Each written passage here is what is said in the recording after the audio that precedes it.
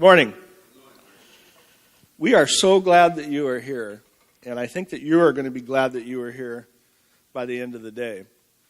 I wanted to take an opportunity this morning to kind of talk about the power of the father-daughter bond, what that looks like, to kind of lay a foundation for the rest of the conference today, because I think a lot of what we're going to be talking about is going to tie into some of the things that I'm going to talk about here this morning.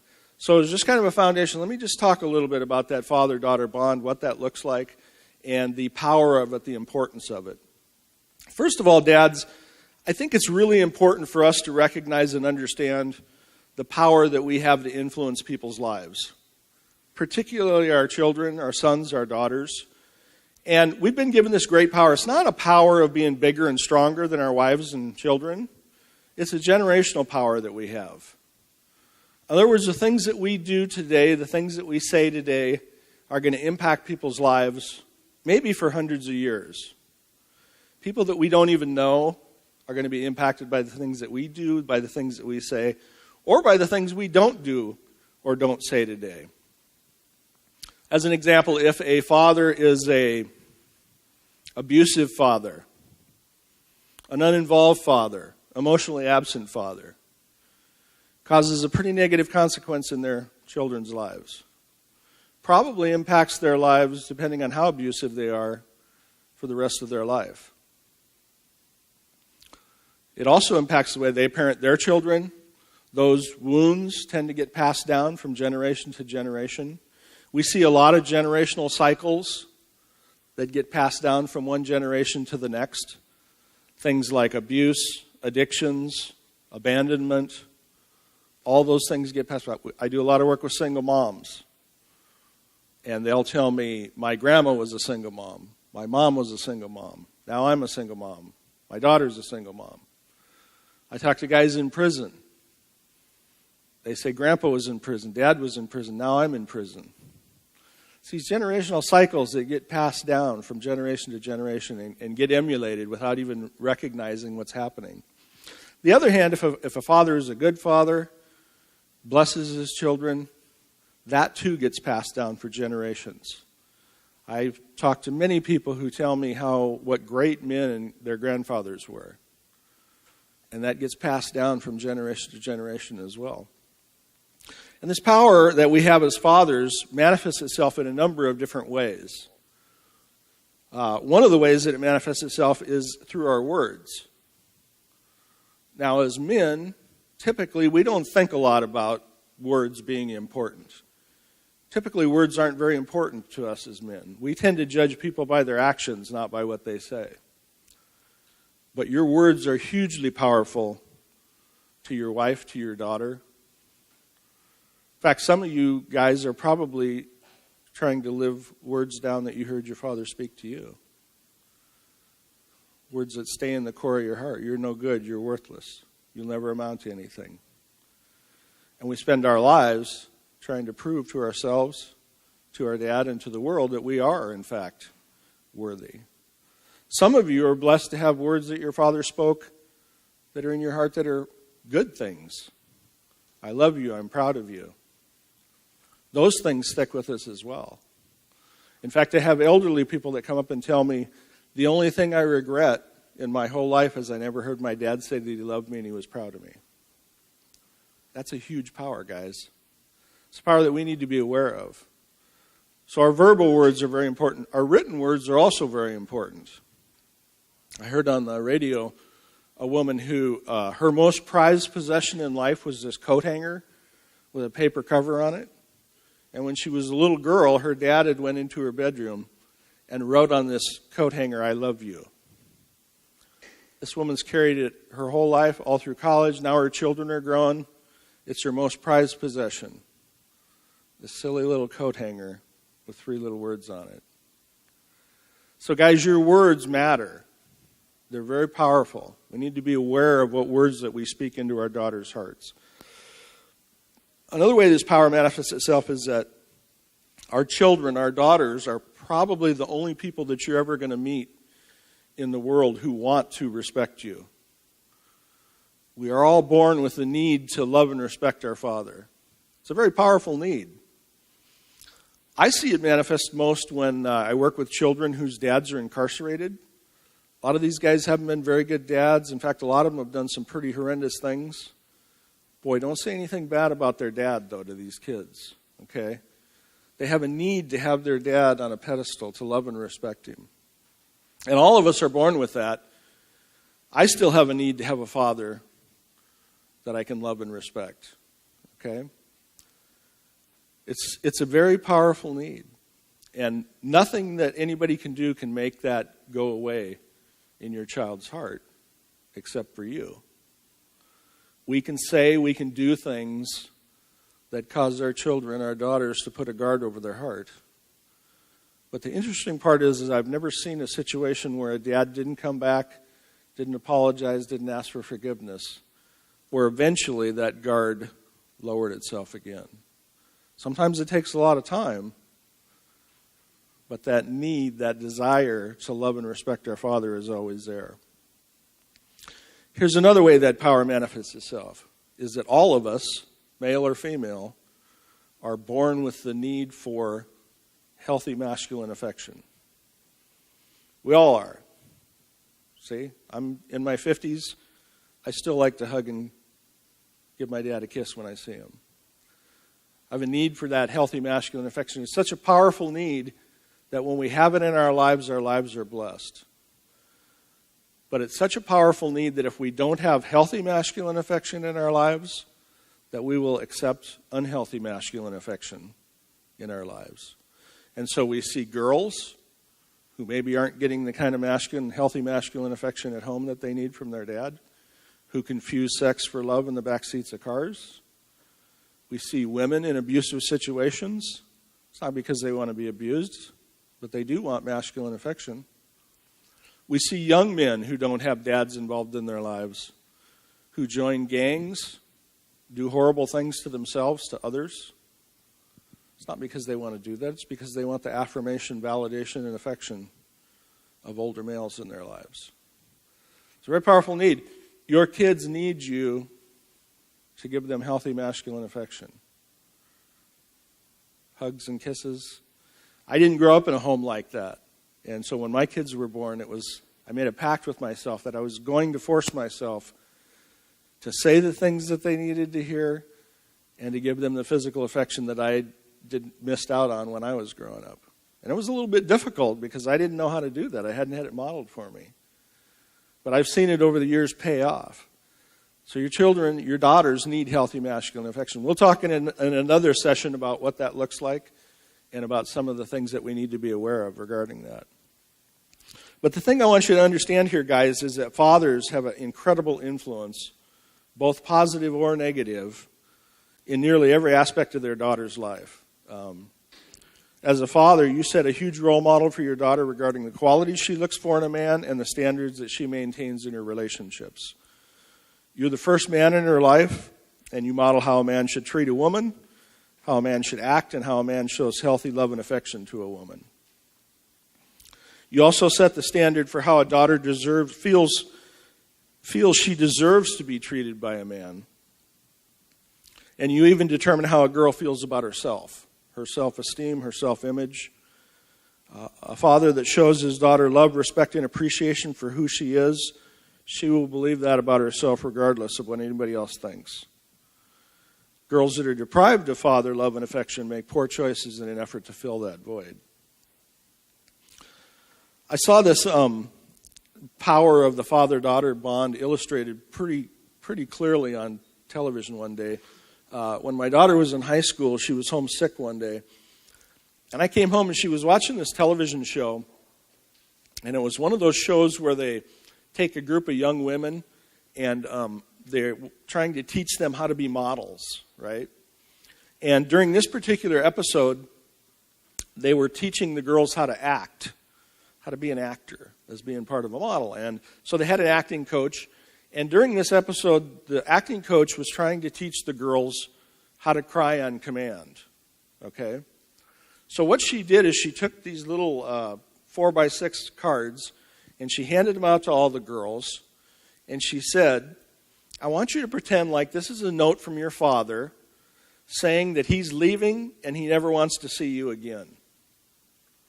And literally all of these girls burst into tears, and we're sitting there crying. And after a few minutes, this acting coach said, okay, now I want you to take out your anger towards your father for saying that on these cards. And every one of those girls ripped those cards up, just shredded them. Now my point is that either every one of those young women were already the best actresses I've ever seen, or that illustrates so clearly that powerful bond between fathers and daughters. And most dads and daughters have a really good relationship until puberty hits. And then things start getting a little bit prickly. Everybody gets a little bit nervous. And that's one of the reasons why we wanted to put this together, because that's precisely the time when daughters need their dads the most. Okay? Girls are pretty complicated to raise, in my experience. Much more complicated than raising boys. They have more needs, and maybe because the stakes are higher, because girls tend to suffer the consequences of poor choices more, it makes it a little bit more stressful, I think, to raise daughters. But I believe that a daughter is a gift that needs to be treasured, nurtured, and protected. And because the daughter so yearns for the secure love of her father, she believes what her father believes about her. So guys, I talked about words. If you call your daughter stupid, incompetent, she'll believe that about herself. But if a dad calls his daughter intelligent, beautiful, competent, and accomplished, she'll believe that as well. Father determines how a girl feels about herself. If dad shows love, respect, and appreciation for who she is, she'll believe that about herself, again, no matter what anybody else thinks. Meg Meeker, a pediatrician and an author, says this about the father-daughter relationship. She says, I have watched daughters talk to their fathers. When you come in the room, they change. Everything about them changes. Their eyes, their mouths, their gestures, their body language. Daughters are never lukewarm in the presence of their fathers. They might take their mothers for granted, but not you. They light up or they cry. They watch you intensely. They hang on your words. They hope for your attention, and they wait for it in frustration or in despair.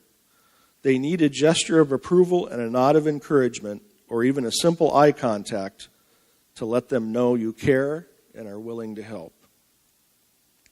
Guys, you know what I hear from girls and women over and over again? I hear, I don't know my dad.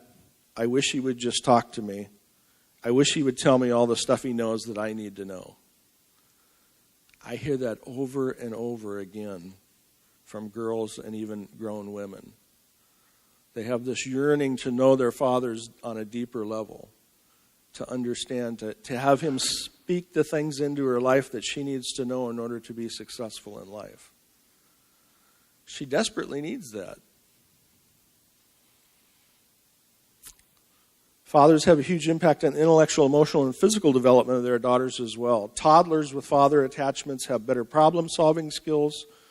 Girls with close father relationships achieve higher academic success. As a girl gets older, father connectedness is the number one factor in delaying and preventing her from engaging in premarital sex and drug and alcohol use. Girls with involved fathers are more assertive, have higher self-esteem, and girls with involved fathers also have higher quantitative and verbal skills and higher intellectual functioning than girls who don't have fathers involved in their lives. One of the ways that we look at this relationship is just by the simple fact that a lot of girls about age, 9 or 10 maybe, stop calling their mother mommy. But I know a lot of adult women that call their fathers daddy still. There's that close bond between father and daughter. And so, like I said, fathers set a huge model for their daughter regarding the qualities she looks for in men and the standards that she maintains, and ultimately the qualities that she attributes to herself and to other men. Dad's the first man in her life, and he models how a man should treat a woman, how a man should act, and how a man shows healthy love and affection to a woman. He also sets a standard for how a daughter feels she deserves to be treated by men, and even what she thinks about males in general.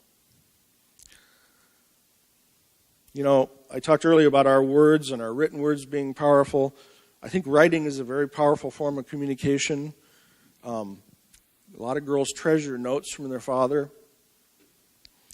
You know, when she gets older, when she gets to be a teenager, writing a note to her may be the only effective way of communicating with her, because my experience with teenage girls is sometimes they're pretty hard to verbally communicate with. Girls, I want you to understand that your dad is probably the only man in the world right now that would give his life for you. I could just about guarantee that every dad in this room right now would be willing to give his life for his daughter.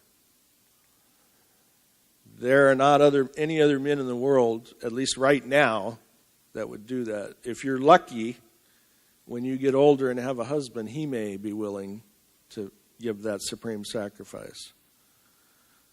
That's not to be taken lightly. For all of his faults, the fact that you have a father that's willing to be here today, to spend his time, to spend his money, to try to have a better relationship with his daughter, is something that shouldn't be taken for granted. There are 1 million men in the Portland, Vancouver area, and how many of them took the day and spent the time and effort to come here to be with their daughter? The few men that are here in this room. So, if nothing else, give him credit for being willing to step outside of his comfort zone and come here to be with you at something like this, all in an effort to try to have a better relationship with you. You guys seen the movie Taken before? Where Liam Neeson is a ex-spy, I guess, whose daughter gets kidnapped by the Armenian mob or something. I'm not sure who exactly. And he goes to great efforts to get her back, right? My wife and daughter went and saw that movie when it came out. And when they were leaving the theater, my wife said to my daughter, "If that happened to you, that's what your dad would do." And my daughter said, "I know."